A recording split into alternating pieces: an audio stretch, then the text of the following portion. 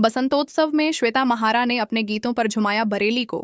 बरेली में अखिल भारतीय उत्तराखंड महासभा की बरेली इकाई ने अपने 17वां बसंतोत्सव का आयोजन धूमधाम से भोलेनाथ मंदिर परिसर कूरमांचल नगर बरेली में रविवार को आयोजित किया। कार्यक्रम का विधिवत शुभारंभ संतोष गंगवार राज्यपाल झारखंड ने किया। उन्होंने कहा कि उत्तराखंड के लोग देश की रक्षा से लेकर देश के लिए BR8 चढ़-कर योगदान देते हैं। मेरा जुड़ाव समाज के साथ हमेशा रहा है।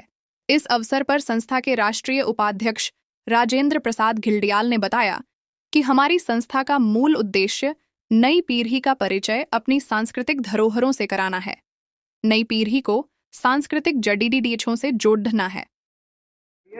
कब से स्टार्ट हुआ, किस समय से आपको लगा कि आप एक बहुत अच्छी नृत्यांगना हैं और आपको एक आर्टिस्टिक फील्ड में जाना चाहिए?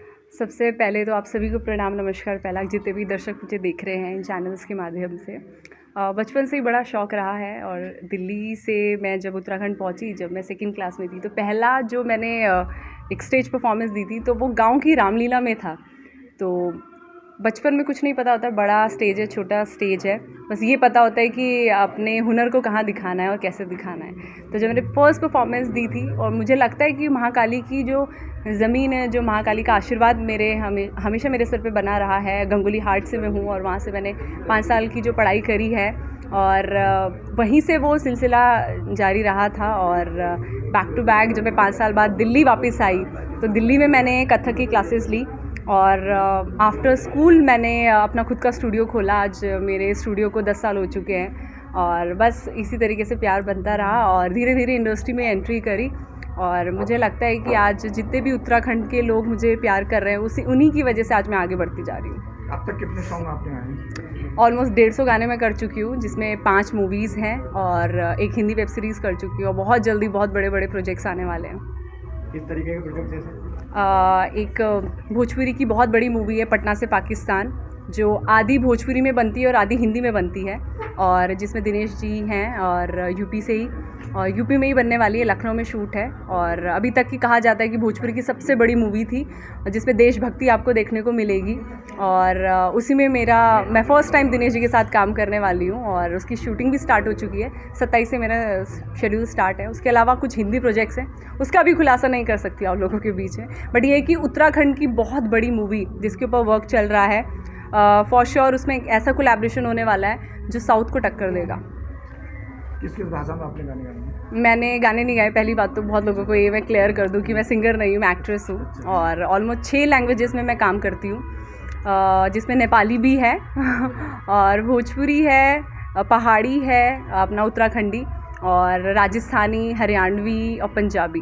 बरेली पहली बार आना हुआ है क्या? नहीं, बरेली में बहुत बार आ चुकी हूँ, और मैंने कुछ शोज़ भी करे, क्योंकि मैं पिछले पास टाइम में मैं एंकरिंग करती थी, और मैंने काफ़ी बरेली में ऑलरेडी शोज़ करे हुए हैं। लेकिन एक उत्तराखंड को रिप्रेजेंट करते हुए मेरा पहला शो है।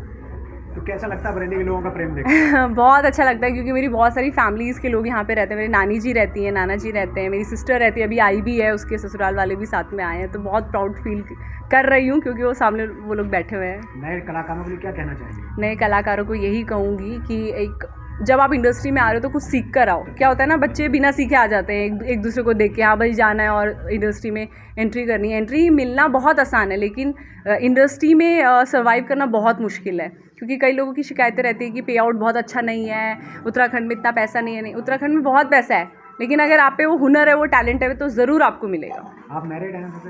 नहीं, गूगल में बहुत ही गलत अफवाहें हैं मेरे बारे में कि किसी राकेश के साथ मेरी शादी हुई है। मैं भी अपने राकेश को ढूंढ रही हूँ, अभी तक नहीं मिला है। वो तो चांद पे गए थे, अभी तक आए नहीं। ओके, तो अभी तक शादी नहीं हुई है मेरी।